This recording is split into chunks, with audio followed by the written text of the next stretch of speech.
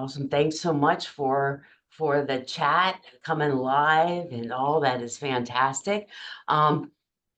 My name is Deb Jones. I serve as the director for the Department of Human Services over here at the Lancaster County Housing and Redevelopment Authority. As you all know, we spearhead the Homelessness Coalition, and we work collaboratively with the other authorities that are here under this roof, as well as in the city and throughout the county. And so typically you would see Marjorie. I'm stepping in for Marjorie today as she's out of the office. And so again, just welcome and thank you for all the work that you are doing. I don't get to see you often, and so I just want to commend you for the work in such a difficult time that we have now with the housing crisis. But what we want to do today is we want to skill you up, right? A competency training around the inspections for the Pathways Rapid Rehousing programs. And so with that, I'm delighted to punt it over now to Audrey Steinmetz, who is the director of the Housing Authority, specifically the Tenant and Landlord Services. And Audrey's going to introduce the team and take it from there. Thanks, Audrey. Welcome. Good morning, everybody. Today we're going to do a training on HUD housing quality standards, and we have two presenters today, Keith Lukey and Russell Deaver. And we also have Jess Russo here. She's the manager of the Housing Authority. Both Keith and Russell currently work as the housing inspector for the Lancaster County Housing Authority. Just a little background on Keith. Keith, he served in the U.S. Army for 4 years, and then he went to school for HVAC training, and he worked at UGI for six plus years. And he was a technician primarily on gas-fired equipment and central air systems. He's been an inspector for 3 years for the Housing Authority. In addition to performing voucher inspections for the Housing Authority, Keith has assisted other projects within the authority, including the home repair program for the last 3 years. Russell Deaver served in the U.S. Army for 6 years, and then he worked 12 plus years at Custom Home Construction Management. He managed construction of 100 plus new custom homes. He has been at the Housing Authority inspecting for 2.5 years. And both inspectors are licensed PA-led risk assessors and are NSPIRE standard and protocol certified. So today we're going to be talking about what they currently do, which is the housing quality standards inspections. They may mention NSPIRE, but we are not talking about NSPIRE today because we haven't been fully trained on that ourselves. So now I'm going to kick it off to Keith and Russell, and we're going to have a PowerPoint for you. There will be time for questions at the end. You can put them in the chat. All right, thank you and enjoy.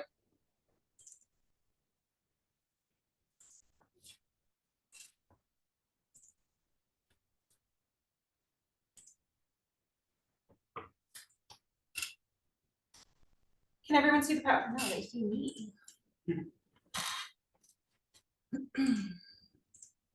Hey, Jess, we were able to see it, so it was going well. You can see that.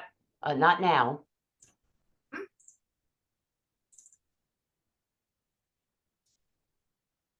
Can you see the PowerPoint? Yes, just go into presentation mode and we'll be set. Okay.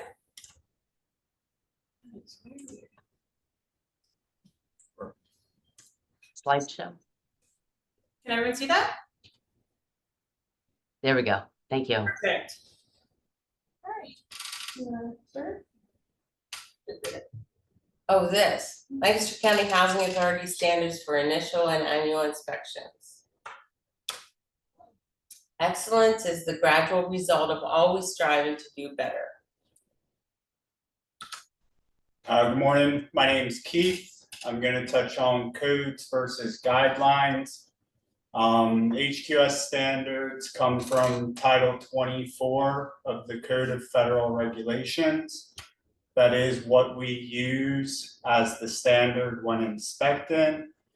That being said, International Residential Code and local code per HQS supersedes requirements in some situations. So HUD inspection quality standards may be interpreted differently depending on the inspector or the circumstances. Every building is going to have its own individual systems or setup, and it's not always going to be a one size fits all inspection. An example would be the following. While HUD only requires one smoke detector on each floor, there are stricter local codes in some townships and boroughs. If there are 3 smoke detectors in a unit, and that is required by local code, HUD would require all 3 detectors to work. Kitchen range fan is not an HQS requirement, but if a range fan is present, it must be in working condition. So we just want to touch on the fact that although we do inspect with HQS as the standard, there are going to be situations where local code will take precedence. This presentation is going to attempt to define the physical condition standards for HUD housing. We take these standards from Title 24 of the Code of Federal Regulations. It's Subtitle A, Part 5. Within Title 24, HUD defines standards of housing units as housing that is decent, safe, sanitary, and in good repair. This definition will address the following: site, building exterior, building systems, dwelling units, and common areas. Definition of site. So there's a misconception sometimes that a housing quality standards inspection only grades the interior of the unit. Title 24 makes it very clear that the site, the exterior, the building as a whole is all inspectable.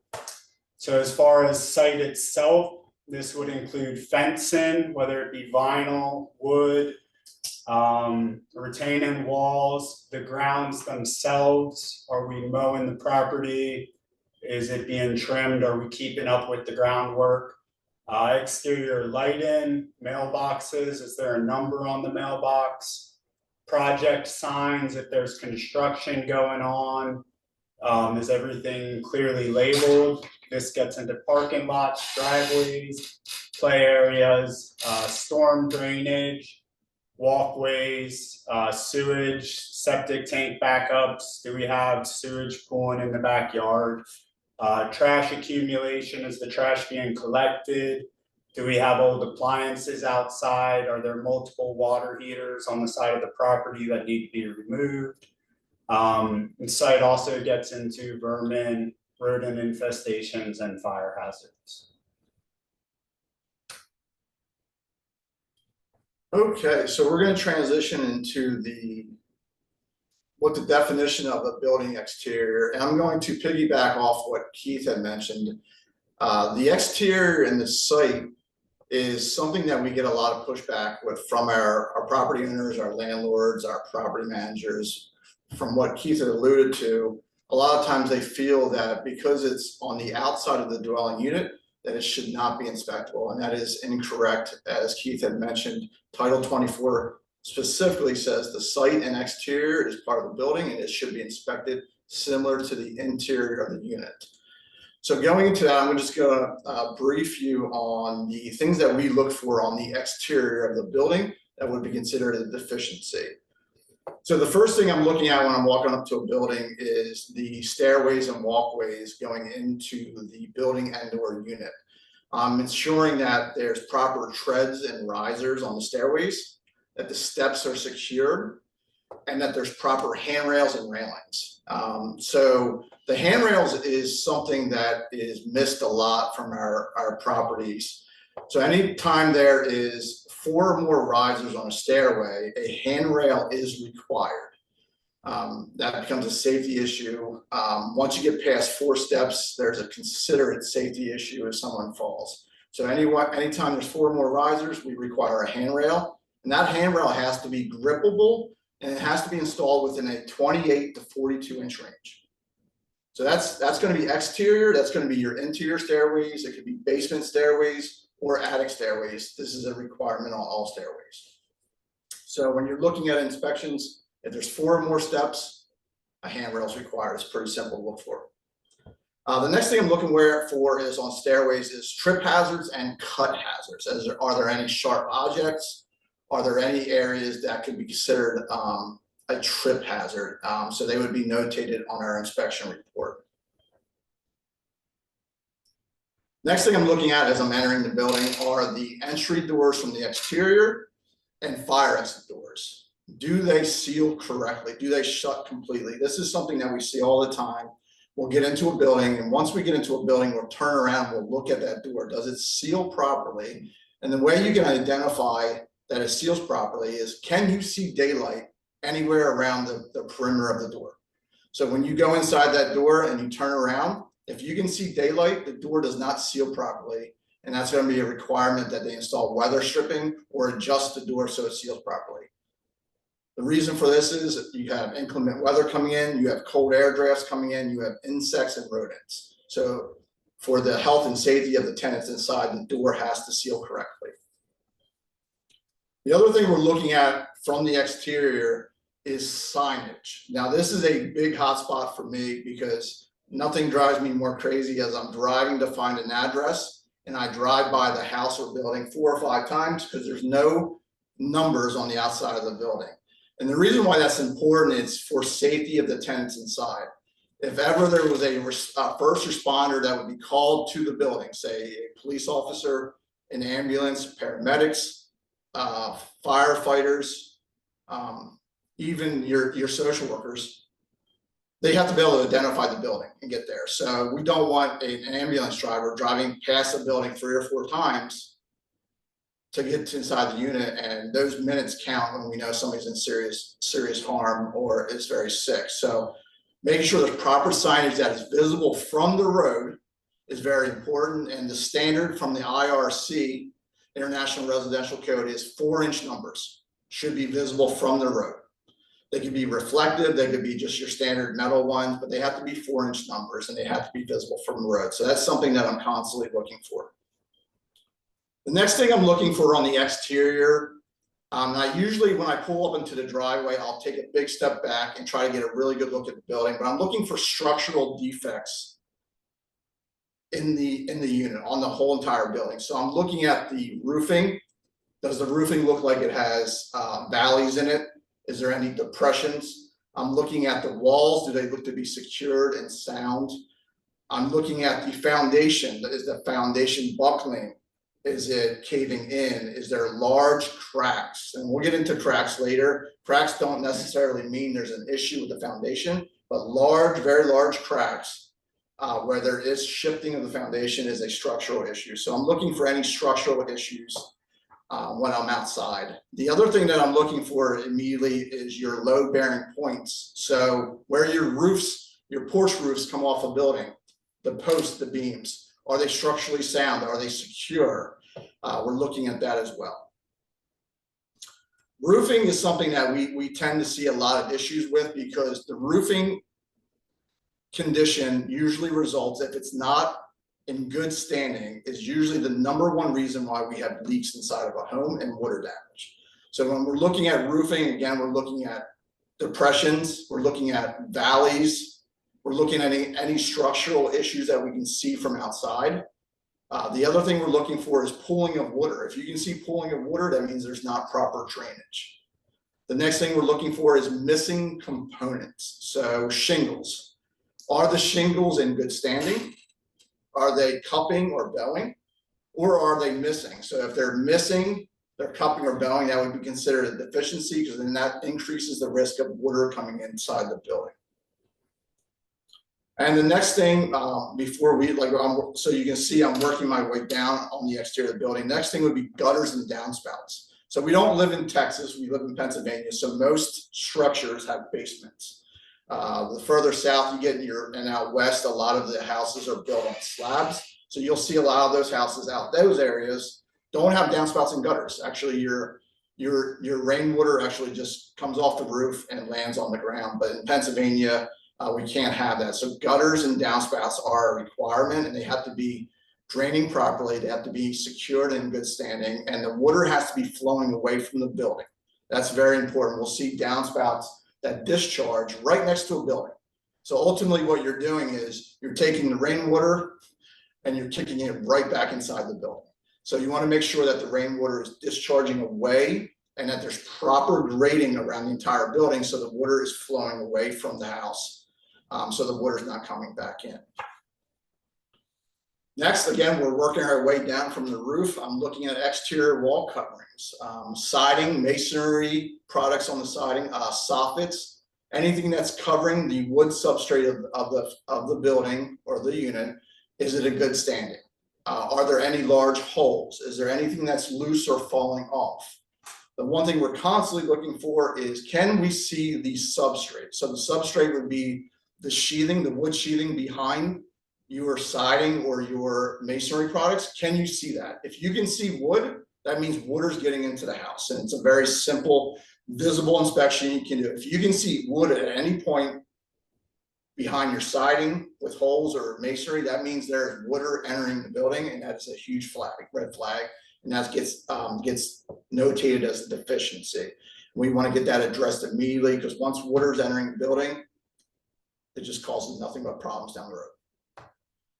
Next, we're looking at chimneys to make sure they're in good standing, they're structurally sound, and they are secured. And what I mean by secured is a lot of chimneys are strapped onto the side of a building with metal straps. And a lot of things that Keith and I see is that those metal straps have become either cracked or unfastened from the building itself. And now the chimney will start pulling away from the house. And that is a huge safety issue structurally, and also can cause issues with ventilation of your exhaust systems. Last but not least, on the exterior, peeling paint. So peeling paint per HUD, anything that exceeds a 20 square foot area of peeling paint is considered a deficiency and has to be addressed. So most times if we see an area that has excessive paint peeling, Keith and I will mark it as a deficiency, and the landlord is then required to scrape and paint and seal that area. So if you have, an example would be if you have a brick wall and you can see a 20 square foot area of brick, that area would have to be sealed. Now that 20% does not mean it has to be just in one area. That 20% could be made up of several areas on the exterior. If that number exceeds that 20%, it's considered a deficiency, and we require scraping and painting of the exterior. The other thing that we're also notating with the peeling paint is, what does the site look like around what we call the drip line around the building? So your drip line would be, you have your roof that overhangs the building, and you have about a 3-foot space along the entire building that's considered the drip line. So a lot of times with peeling paint, that paint is on the ground.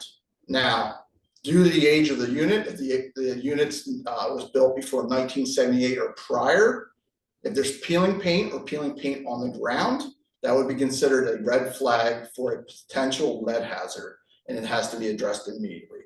So that's where we're not only just looking at the walls, but we're also looking at the drip line around the perimeter of the building to ensure that that peeling paint is now not a hazard on the ground where children are playing.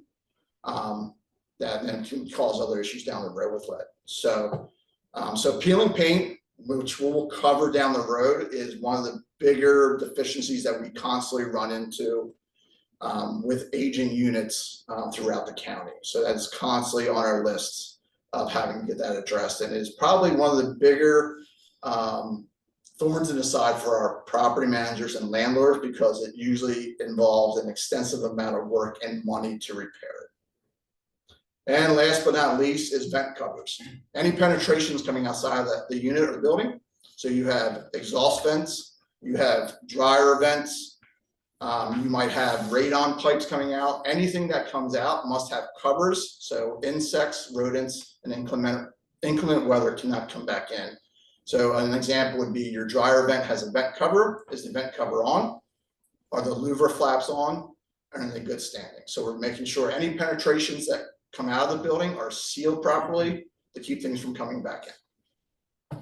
So that's kind of the small recap of what we're looking for on the exterior building. Again, that's what's attached to it. And then Keith had alluded to what we're looking for on the site, which surrounds the building. That's within the property corners. All right. Keith, do you have anything to add to that? No, I would add that for me, the definition of building systems and the building systems inspection actually starts outside with the site and the exterior. Regardless of what your heat source is, you're gonna be bringing electric or fuel in from outside, so you wanna be checking these things or keeping these things in mind before you actually enter the building. That being said, building systems are required as inspectable items. Building systems include the domestic water supply, the electrical system, elevators, emergency power, HVAC, sanitary systems. These need to be free of health and safety hazards. They need to be functional, operable, and in good repair. So going back to what I said, where for me, building systems really starts outside. Look at your electric supply. Is it properly tied into the pole? Is it secured to the side of the house? Look at your electric meter itself. A lot of times there's a lock on them or a case that opens to allow the meter to be removed. Is it locked? Is the meter secured on there? Does it look like water's getting inside the meter box? You can follow your supply wire down into the house where it penetrates. If it's an above ground supply, is it sealed? Do we have a hole in the basement where the electric supply lines coming into the house? Or if we're bringing it in from above, is the wire actually secured to the property, or do we just have a line wire hanging unsupported? The same goes for your fossil fuels. If you have oil or if you have natural gas, I would advise you to look at the gas meter if it's natural gas. Smell, is there any odor there? Is it visible? Is it overgrown? Unfortunately, a lot of times the meters are locked, and that would be your responsibility to note that the meter's locked. If natural gas is the fuel source for the house, then you do not have a heat source. And then oil as well. Is there oil present anywhere? Do we have oil pulling up anywhere? As far as the domestic water goes, I start with where the pipe comes into the unit and goes into the water meter itself. The majority of times the water meter for the unit is in the basement, in a closet, or in a corner. Again, same with the electric. Do we have a penetration through a basement wall? Is it sealed? Is there water coming through there? You'd be surprised the amount of times you see mud coming through the wall where the water supply line comes in, and you'll have just a pile of dirt on the floor. That would need to be sealed. Also, shutoff valves. You're going to need a shutoff valve for the water supply. Is the valve leaking? In reality, if we would have a plumbing leak, is the tenant going to be able to shut the water off to the house? As far as electrical systems go, a lot of what I see in the house would be old circuits that are no longer in use, or maybe a light fixture that was removed or a garbage disposal that was removed. What did we do with the wire after we removed that electrical device? It needs to be terminated in a junction box. We can't just have a wire hanging with caps on the end of it. We actually need to put a box in, terminate that wire, make sure that it's not going to hook up to anything. I like to start at the electrical panel, make sure no knocks are missing, make sure no one can put their hand inside of it. Yale sells really cheap covers. If a punch was removed for a breaker, you have to put something there. You can put a cover there very easily. And then I just want to touch on HVAC very quickly. You need to know what your heat source is. Is it gas? Is it oil? Is it electric? And then regardless of whether it's winter or summer, inspect that equipment and make sure that it looks operable. If it's a boiler, that it's not leaking water on the floor. And a main concern of mine would be the venting. Most of our equipment's going to a direct vent where we're bringing oxygen in from outside and then venting through a wall or a roof to the exterior. In cases where we have a chimney and we're still using 26 gauge flue pipe, look at the flue pipe. Is it rusting? Are there holes in it? Can you see sediment forming along the collars? If you see any of these, this is a sign that we're condensing in the chimney. And that could mean, number one, that we're not actually venting out of the home, or number two, that we're condensing inside the chimney and then backdrafting into the basement. These are really where you run into safety concerns that are outside of the tenant's ability to control. This is where you as an inspector are really taking the time to make sure that this unit is safe. Accidents happen, but we can prevent accidents from happening with building systems the majority of the time. So, educate yourself, know what your fuel source is, know how it's venting, check your wiring, make sure you're not leaking water from the interior to other spaces. Okay, all right, so I'm gonna hop in here and talk about dwelling units. I'm not gonna read this verbatim on what the definition is, but pretty simple. A dwelling unit is when you walk into the tenant's unit itself. It's not the common area, it's not hallways, it's actually within the unit itself. So if it's within a building, it's you walk into the entry door. That is considered the dwelling unit. I'm going to move quickly because it's a very large list of things that we look for inside the dwelling unit. So I'm going to talk about how I would inspect it walking through the unit and the things that I'm trying to highlight or the red flags that I'm looking for immediately. So I walk in the front door, I'm in the foyer. I had hinted to this prior. The first thing I do is I turn around, I make sure the door seals properly, and I make sure the door locks. That is very important that the door locks for security purposes. The next thing that I'm looking for is on the first floor that all the windows have locking mechanisms on them. This is something that we see all the time where windows are missing locking mechanisms, and that is a security defect. So all the windows have to lock. All the windows have to be able to be opened and stay in an open position. The windows must make sure that there's no components on the window broken. So no broken glass, no ripped screens. Now HUD does not require screens, but our housing authority does require it. So all the windows in our units must have screens so the tenants can open them for ventilation and to prevent insects and rodents from coming inside. The next thing I'm looking for once I enter the building is, specifically in wintertime, the temperature of the heat inside. Does it feel like the house is maintaining a good temperature? And that is something that everyone as an inspector should, as soon as you immediately walk in, think to yourself, is this the temperature I would like my house at? And if it feels that cold, there's an issue already with the heating source. So unfortunately, in the warmer months, a requirement is not air conditioning. That is a luxury, but during the winter times, when you walk in and you're walking through room to room, you are gauging how it feels in those rooms. And you can usually gauge if the heating system is not functioning properly by how cold it is. Most tenants will tell you if the heat's not working, but it is your job to try to figure out if it's not functioning properly. So that's one thing that's during the winter time is a very top priority. Next thing I'm looking through is I'm walking through the first floor and the second floor is the flooring conditions.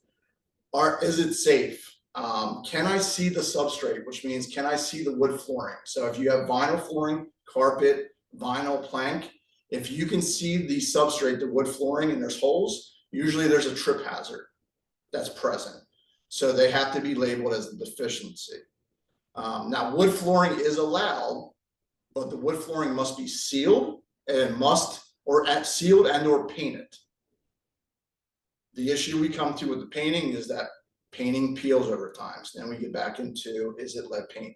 So if it is peeling paint on the flooring, it has to be scraped and painted and maintained. If it's sealed, it has to be constantly maintained over the years. So again, we're looking for any trip hazards or any areas that we can see the substrate underneath the initial flooring. I'm also looking for cut hazards. I had mentioned to you that tack strip is a big thing where there's transitions. So if you're going from carpet to hardwood, carpet to vinyl, a lot of times the carpet pulls back and the tack strips that attach there are exposed, and we get a lot of complaints about that, and that is a safety concern. Next thing I'm looking for is light fixtures. Are the light fixtures operable? Can they be turned on by the switch? And do they have globes? Now this might sound weird, but HUD does require that there are no exposed bulbs inside the unit. So if you have a light fixture in your dining room and you used to have a globe on there, and that globe was removed because it wasn't bright enough, that is actually considered a deficiency. So that globe, the lens has to be protecting that light bulb cover. That is something we see all the time. A lot of tenants remove them, throw them away, or they put them in a closet. Either way, that gets labeled as a deficiency and needs to be addressed. Again, no exposed bulbs, they have to be covered. Next thing we're looking for, similar to the safety issues, is smoke detectors and carbon monoxide detectors. So we require that there's a smoke detector, one per level. That's all that is required currently. Obviously in the next year or so that's going to change, but currently right now there's one required per level. That will be the basement, the first floor, second floor, and if there's a third floor in the unit, all require smoke detectors. The attic does not require a smoke detector. The reason that is, most smoke detectors will be tripped with a high sense of heat. I'm sure we all have experienced this where you open the oven door and one of your smoke detectors go off. That's because it's tripped by the sense of heat. So the attics, because they get very hot, it's not a requirement for smoke detectors. Carbon monoxide detectors. One's either going to be required if you have a fossil fuel burning appliance inside the unit. One will be required in the basement and/or first floor and second floor. Now, on the second floor, this is where it's very important. If there are bedrooms on the second floor, multiple bedrooms, a carbon monoxide detector is required, but the location of the carbon monoxide detector is very important. It cannot be located just in one bedroom. It has to be split within 10 feet of each bedroom door. So it should be located in the hallway. If you only have one smoke detector on the second floor, that smoke detector should also be located in the hallway within 10 feet of each bedroom doorway. So a lot of times we'll run into, they do have one smoke detector and one carbon monoxide detector, but it's located in one bedroom. Well, that serves no purpose if that bedroom door is shut and there's a fire on the other side of the house. So we want to make sure that it's safe by it's in the hallway within 10 feet of the doorways. All right, moving on to wall coverings and ceilings. We're making sure that the walls and ceilings, there's nothing loose or bulging or hanging, that everything's secured properly, and we're looking to make sure there's no peeling paint. Any peeling paint, per our housing authority, has to be scraped and painted and sealed. Moving into the kitchen, you have to have some adequate working space to cut and make sandwiches and things like that, but HUD does not require a specific square footage on your working space in your kitchens for your counters. It just has to be adequate. So I don't know what that means, but they should be able to do something on their counters. The cabinets have to be in good order. They have to have a stove and stove/oven that is operable. If there is an exhaust fan that's over top of it, the exhaust fan has to be functioning properly. And what Keith had alluded to, if it does not function properly, either A, has to be fixed, or B, removed or capped off. We don't want live wires, live electricity going to appliances that don't work. Next thing we're looking at is, and this is very important to remember, is dishwashers and garbage disposals are not a requirement, but if they are in the unit, they must be functioning properly. If they are not functioning properly, they have to be either repaired and or removed and kept. Kitchen sink. This is where we see a lot of most of our leaks here. So we're constantly looking underneath the sinks to see if there's drain lines or supply line leaks. We see the majority of our leaks underneath kitchen and bathroom sinks. There needs to be a permanent light fixture in there that gives off adequate lighting. And what I mean by adequate lighting, not a small light over the stove. It needs to be a light fixture that provides adequate lighting to the entire space. No smoke detectors are allowed inside of kitchens and bathrooms. So that's something we see all the time. We'll see a smoke detector in a kitchen, and per the International Fire Code, that is not allowed.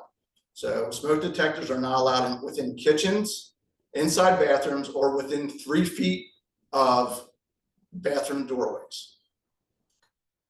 And last but not least, in the kitchens, this is where you're going to see your infestations of roaches. So if there are roaches or rodents, most times the signage, the details that you have an infestation is going to be located inside the kitchen. So this is where we're opening up cabinet doors. We're looking inside to see if we see rodent droppings, if we see roaches, and if there's a high number of roaches, that is immediately labeled as a deficiency.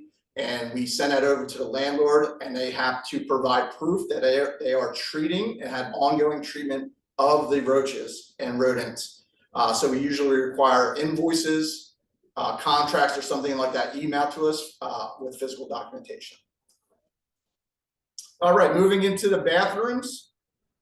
Similar to the bathroom and bedroom doors, the bathrooms cannot have keyed lock sets, slide locks, or hooks on them. So your bedroom doors and bathroom doors have to have privacy knobs only. That is a big thing that we see all the time. Tenants like to put keyed lock sets on their doors for privacy, for whatever reasons.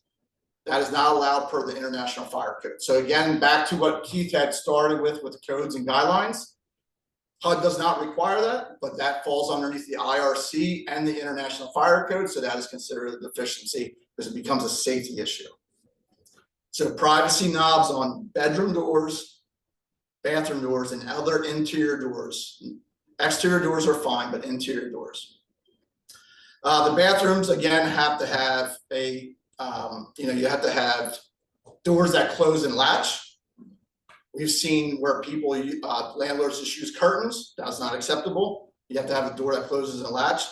You have to have a shower and or tub. Does not state which one. So you can have a tub or shower. They have to have a source to clean their bodies.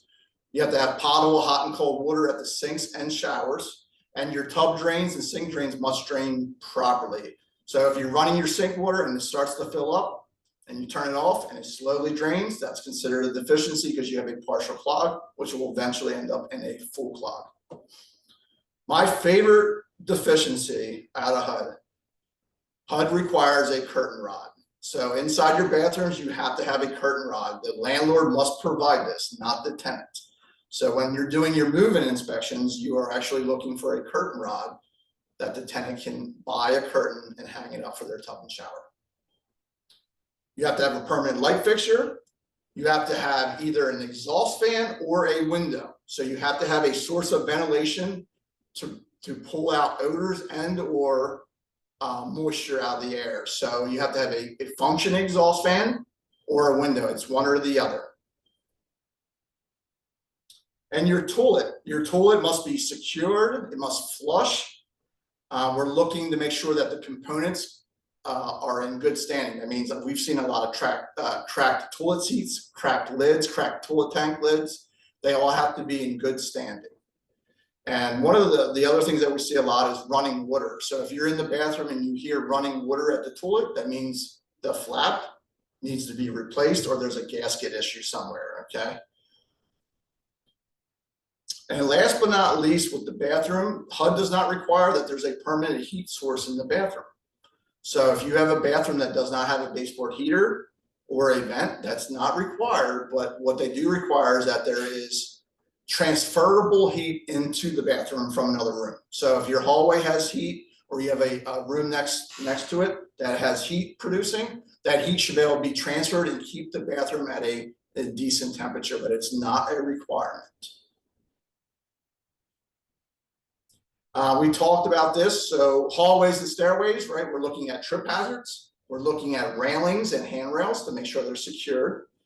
We're looking at for smoke detectors and carbon monoxide detectors, and we're looking to make sure there's no trip hazards in the hallways.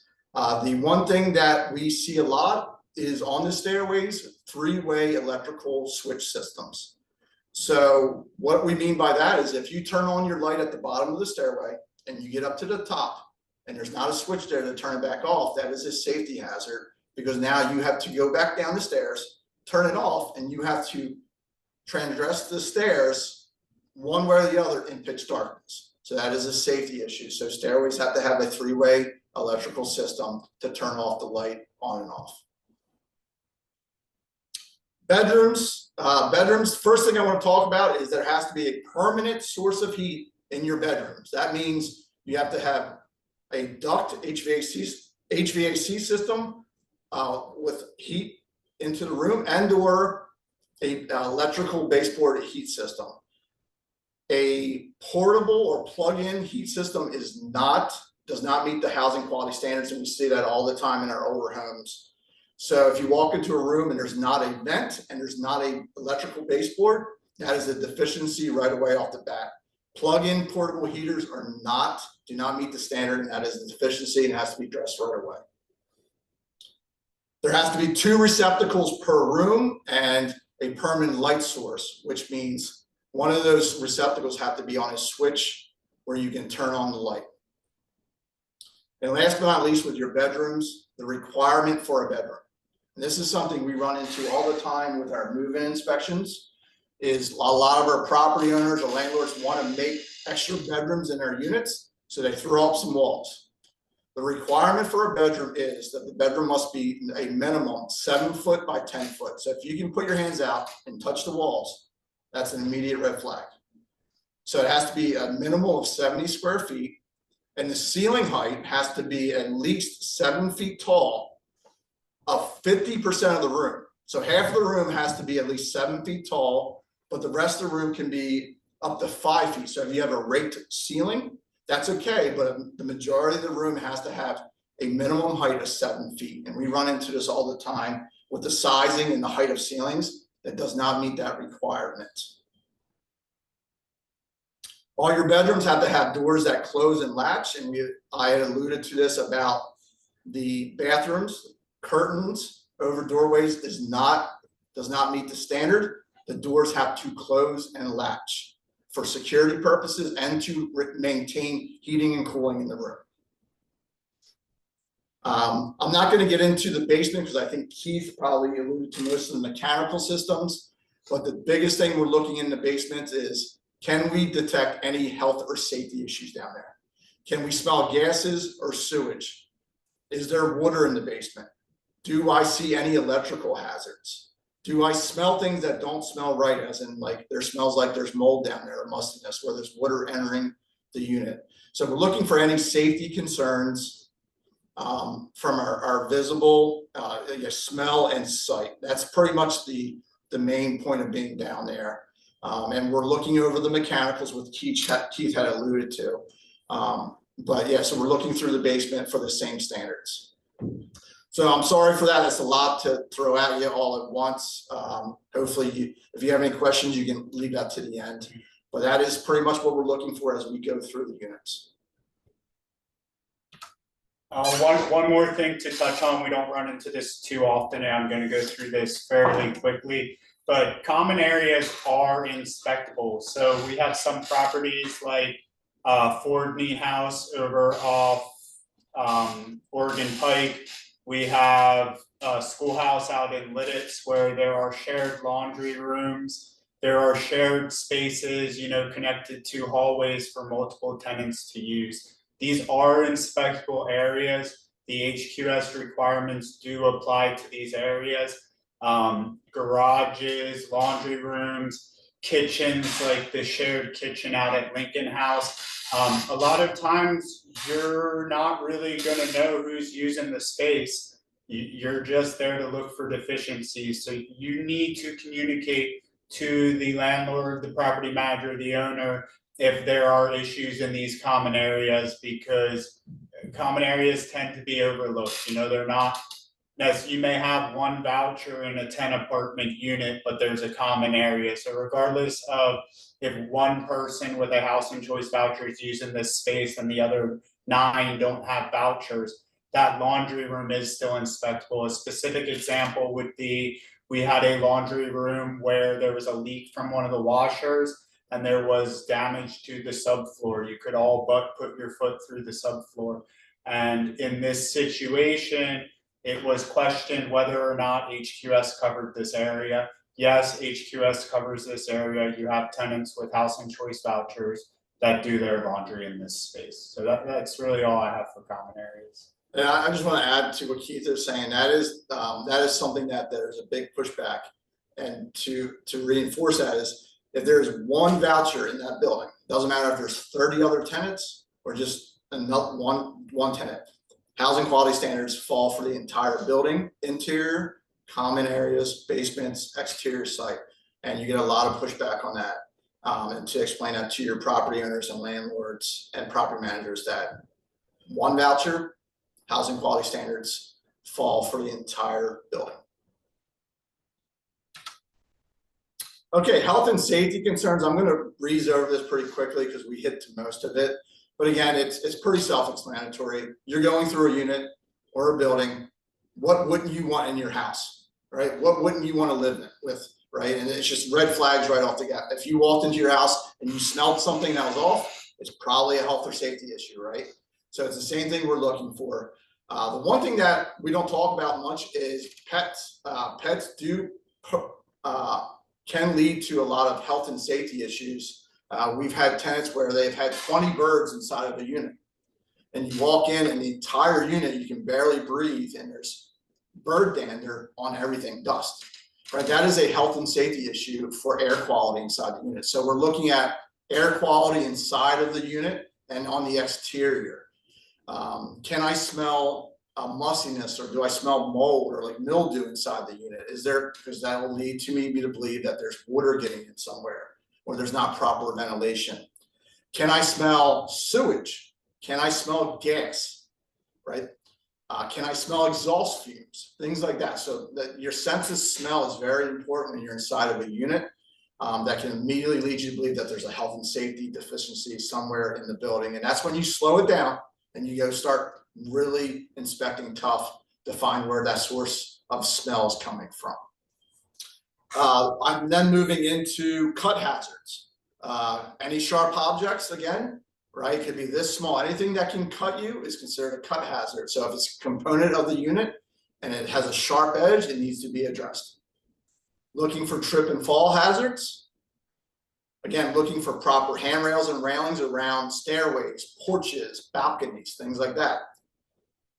Looking at the cleanliness of the homes and the buildings. Now, this is something I want to really hit on, is we are not in a position to tell people how to live.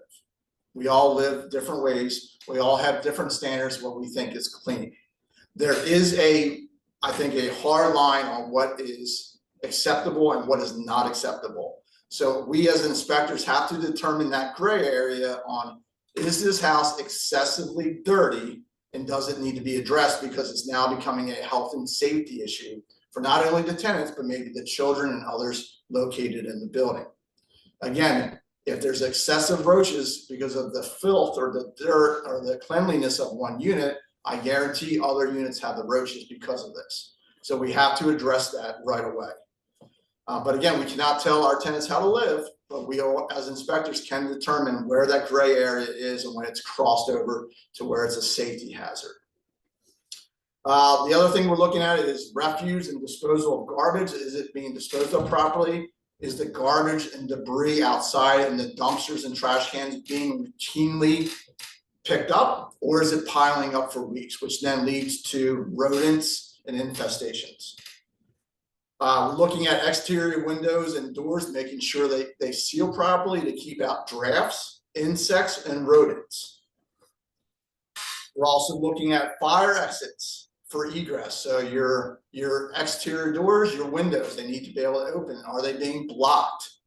Do they close properly? Do you have shrubs and bushes blocking your windows in front of your bedroom door or bedroom window that when you open it and there's a fire, you can't get out because there's a huge bush there? So those are the things that we're looking for safety issues for egress out of the building, making sure fire exits are properly secured, that there's ways out of the unit or building for the tenant. And again, I had alluded to this before with security, making sure doors lock, windows lock, and not just windows on the first floor, but if there's a balcony or a deck or a fire exit, those windows or doors that are adjacent to it need to lock as well. And last but not least, and I'm not going to get into this because this is a very big discussion, but we are looking for lead hazards. Both Keith and I are licensed PA lead risk assessors. So we're looking for our number one red flag. One, the age of the home, if it was built prior to 1978, and two, is there peeling paint, deteriorating paint? If there's those two, if there's peeling paint and the house is before 1978, it is considered a lead hazard and it has to be addressed immediately.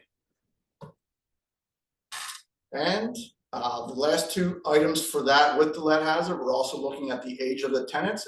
Is there anyone inside the units that are at the age of 6 or younger? And if there's anyone pregnant inside the building or unit. Okay, so age of the home, the deterioration of paint, the age of the children, and if there's anyone that is pregnant.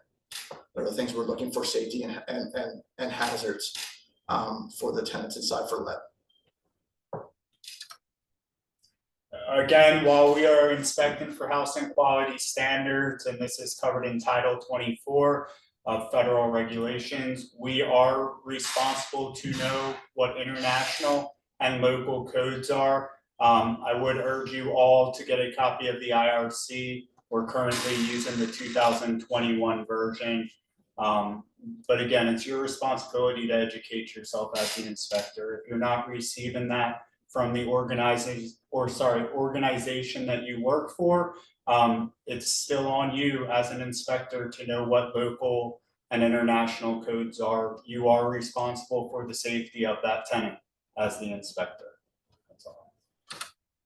Okay, so we're gonna go through what Keith and I in the last few years have found as the most common deficiencies, and I'm just gonna read through these, but these are the most common ones that we flag and notate as a deficiency that landlords have to address. So these are the ones that we are constantly having to write down over and over and over again. So first thing we talked about is exterior doors that do not seal correctly. Next thing that we see all the time are smoke detectors that do not operate correctly at all. So again, if smoke detectors are up, regardless if there's 1 or 10 in the unit, all 10 have to be functioning properly.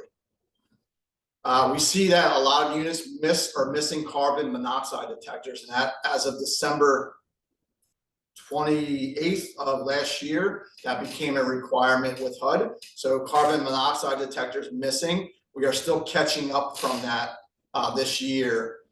We've pretty much closed the gap on that. So next thing that we see a lot of is a lot of ripped carpet and exposed tack strip, those spiky tacks that you step on and cut you, and ripped vinyl flooring. Vinyl flooring, we see a lot of ripped vinyl flooring in kitchens and in areas which then become trip hazards. We see a lot of damage to flooring and walls from animals, and normally that has to be addressed as well. I had mentioned this earlier, plumbing leaks. We see a lot of ceiling damage from bathroom plumbing leaks, and we see a lot of plumbing leaks underneath kitchen and bathroom sinks. So anytime you look up and you see a stain, a water stain, do not take the word of it that your landlord says it's been addressed. Most likely, they're just going to paint over it and they're not going to address the plumbing issue. The next thing that we see all the time is bedroom and bathroom doors having keyed lock sets, slide locks, or chains. Or I've even seen hasps and padlocks on them, and that is an absolute no. They have to be removed. Only privacy lock sets are allowed. A lot of times we see bedroom doors that do not close all the way and latch. The doors should be able to close properly and latch. The next thing we see a lot of is toilets being loose. Toilets being loose. So if you use your foot and you pull up on the toilet underneath and it rocks, that is considered loose. And I can tell you right now, that is the majority of our plumbing leaks that we see in the ceilings. So that is something you want to inspect for. Make sure your toilet doesn't rock. That means the wax seal has deteriorated and that water is going somewhere other than down the drain line. We see the GFCI receptacles are inoperable, or they don't trip. So you push in the button on your GFCI receptacle and it does not trip. That means it's not wired properly, and or it is a bad receptacle and it needs to be replaced. I mentioned to this earlier, light fixtures missing globes. So that's something that we're constantly chasing down. We're always seeing unfinished drywall plaster patches in units. That means either the landlord or the tenant has put a hole in the wall and they tried repairing it, but they have not sanded and painted. Per housing quality standards, that is a deficiency and needs to be sanded and painted, because drywall, like joint compound, when sanded, is dusty and is actually a health hazard. So it needs to be sealed and painted. The next thing we see all the time is roach infestations. Please do not look past this, because if you see a few, there's probably more than just a few. Normally it's probably about 100 and you just don't see them. So you need to notate it and get it addressed immediately. And the last thing that we talked about was the excessive peeling paint on exteriors. It is an uphill battle that we're constantly facing. It is not something that can be maintained every once in a while. It's usually you have to maintain it every few years. And we're seeing it a lot, and there's a lot of pushback from our landlords. So that is usually on our list, and specifically on woodwork. Anything that's painted wood deteriorates pretty quickly and has to be scraped and painted and maintained. Okay, we're out of time and we were trying to allow for questions at the end. Deb, what do you think? Can we keep going? Well, I think we should do like a couple more minutes, and if people have to drop off, we certainly understand. As you're thinking through this, our pathways providers and all, I'm sure you're getting a lot of questions that you might have that might need to go to Marjorie in your next meeting or by email that you can send them to her. But generally, let's punt it over to a couple questions. So another 5 minutes or so. Of questions? Yes. Yes. Yeah. Okay. Beth, do we have any questions? Nobody has put anything into the chat. So you can either unmute yourself if you've got a question or just pop it in the chat and we can read it to the team, whichever is easiest for you. Okay, maybe we could just go through the slides real quick, see if we missed anything for the 5 minutes that we have. Or if a chat comes up, that we can go with that. Sounds good. Can I touch on what we do with this real quick? So as an employee of the Housing Authority, the way that we handle deficiencies in the unit, when we're filling out or doing an inspection, we use a HUD form 52580. We have uploaded a digital copy of the form here. It just goes through room by room. It lists the tenant, the owner information, living room, kitchen, bathroom. You can note deficiencies. If you're unsure that something's a deficiency, we mark it as inconclusive, note it, go back later when you have a code book, go through there, see if it actually is a deficiency. The 52580 is pretty self-explanatory. I use the last page the majority of the time, which is additional notes. I'll list all my deficiencies here, and then when I'm actually in front of a computer and I have my resources with me, I'll go through, put it into the actual form, and then I generate a fail letter. If an inspection fails, we mail this letter out every time. A lot of times I will email the landlord, especially if there's a safety concern or a time-sensitive repair. Let's say I found a gas leak. I'm calling the owner while I'm on site. I'm emailing them, and then I'm also mailing a fail letter. So this is our agency. How you handle failed inspections and follow up with the landlord may be different, but we fill out a 52-580, we then generate a fail letter, mail it to the owner. It has a time frame in which they're required to follow up with us. And then we actually do physical re-inspections. We get, like Russell was saying, copies of infestation reports when they were treated, lead safe certificates. I mean, there's a lot of documentation that you can require. Don't think that it's unreasonable to ask for a heat system to be serviced also. HQS clearly states good repair. And if you don't have the education or the skill set to make a judgment call, you can ask for further documentation or for a subject matter expert to come in and, let's say, test something or take an exhaust sample or identify a hazard. If you have a concern, there's a reason you have a concern, so see it through. That's all I have for the fail notice, though. Great, so our team is familiar with the 52-580 document, and so that's really helpful. There are 4 questions that I want to do a rapid fire on, if we can, and I'll read them from the chat. So first of all is, just want to make sure the Housing Authority is willing to share the PowerPoint presentation. Yeah, absolutely. Great. We made digital copies of it. And Good. it has the 52-580 in it. It has a generic copy of our fail notice, as well as what we would do if we need a conditional approval, or if we're going to extend the time frame, or if we're abating the rent and we're not going to recertify it. Okay.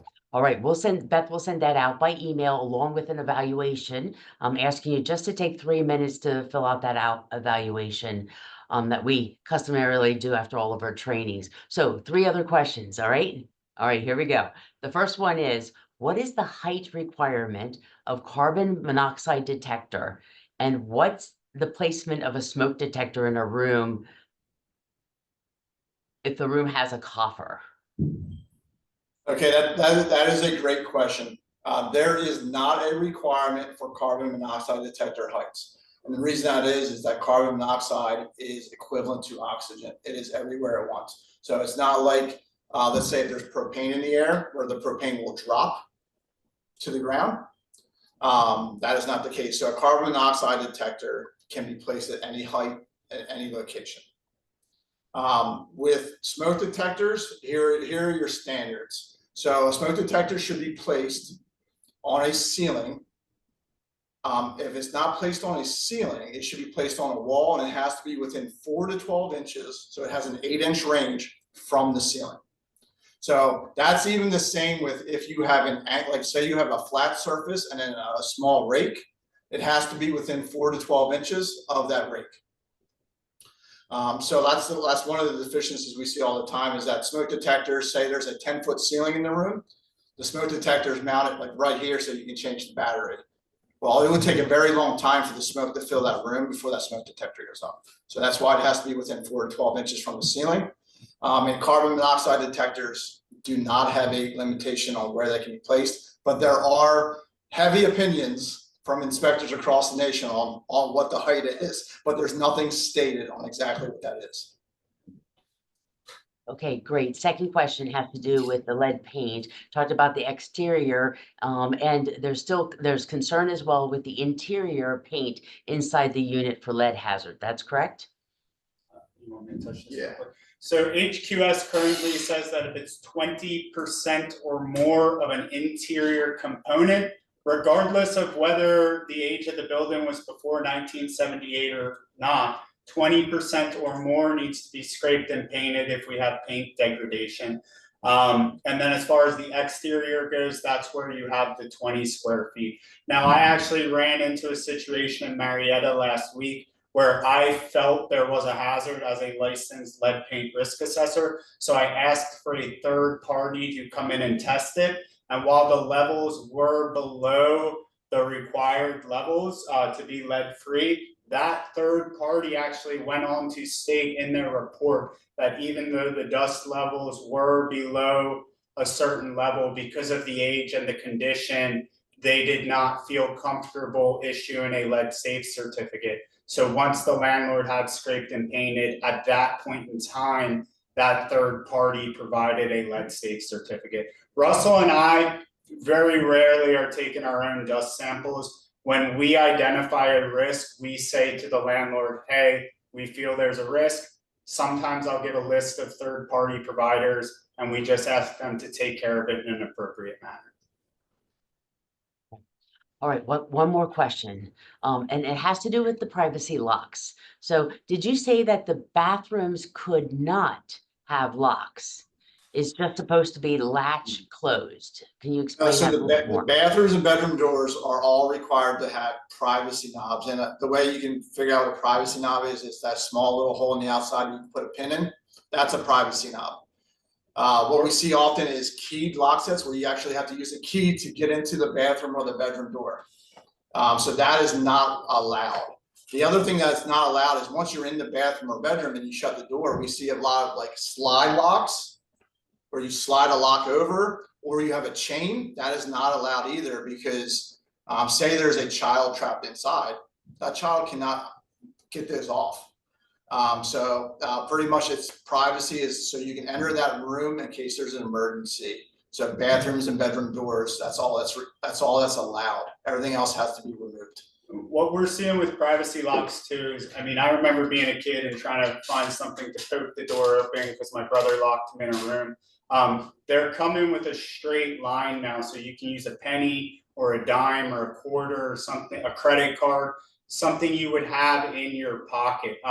I've glanced at a lock before and thought it was a keyed entry when it was just a passage knob. Not all of them are that push style anymore. A lot of them look like a keyed entry, but if you actually look at it, it's not tapered. There's nothing cut for a keyway. It's just a dummy cylinder that twists right or left.